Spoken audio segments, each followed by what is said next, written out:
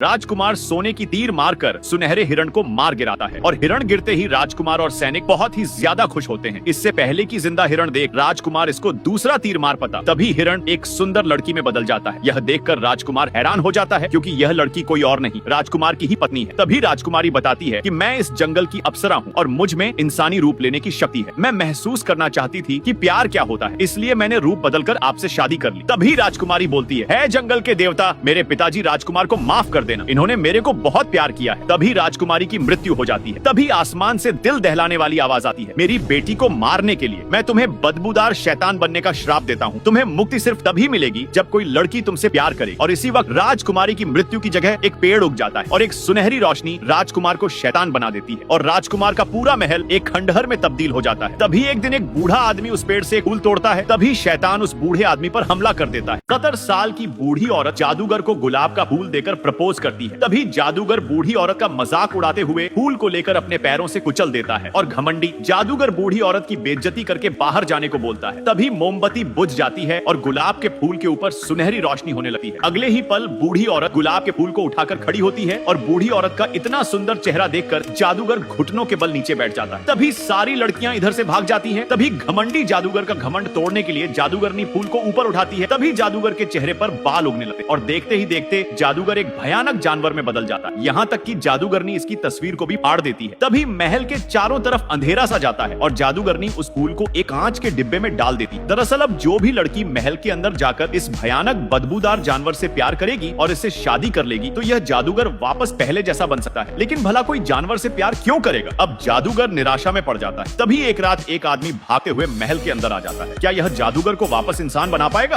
डेला ने हल्के से लीवर दबाया और अगले ही पल पत्थर का दरवाजा धीरे धीरे ऊपर उठने लगा और एक चिपचिपा काला तरल धीरे धीरे बाहर फैलने लगा। डेला ने होश संभाला और महसूस किया कि वे उनके पैरों के नीचे है। फिर सावधानी से 2 कदम पीछे हट गई, लेकिन तभी एक पिस्तौल सिर पर लगा दी गई। डेला ने मजबूरी में एक आह भरी। उसने सोचा भी नहीं था कि जैसे ही उसने कब्र के दरवाजे खोले उसका साथी डाकू खजाने पर अकेले कब्जा जमाने के लिए उन्हें बाहर निकालने की कोशिश करेगा। लेकिन डेला ने फिर भी अभद्रता नहीं दिखाई और उन्हें चेतावनी दी कि कब्र का रास्ता तेल से भरा हुआ है। चारों ओर तेल फैला हुआ था, अगर आग लग जाती तो सब कुछ भस्म हो जाता। ऐसा कहते हुए वह एक तरफ बढ़ गई। चोर ने काले तरल को स्पर्श कर उसे ध्यानपूर्वक देखा, लेकिन उसके साथी ने उसे आग लगा दी। जबकि डेला बिल्कुल भी इस हलचल की परवाह नहीं कर रही थी और अपनी किताब का अध्ययन करना जारी रखा। जैसे ही उसने रेत की एक मुट्ठी उठाई, चोर फिर से सहयोग की मांग करने आया, लेकिन डेला ने उसे पूरी तरह नजरअंदाज कर दिया। फिर धीरे से रेत को तराजू के पलड़े में डाल दिया और तराजू के झुकने के साथ एक बड़ा पत्थर धीरे धीरे उठने लगा, जिससे असली रास्ता कब्रगृह की ओर खुलने लगा। जैसे ही मकबरे का दरवाजा खुला, सब लोग सामने के नजारे को देखकर दंग रह गए। लुटेरे कीमती पत्थरों के ढेर को टकटकी लगाए देखते रहे और फिर उस पर गिर पड़े और उसे अपनी बाहों में भर लिया। लेकिन डेला को इस नजारे से कोई आकर्षण नहीं हुआ।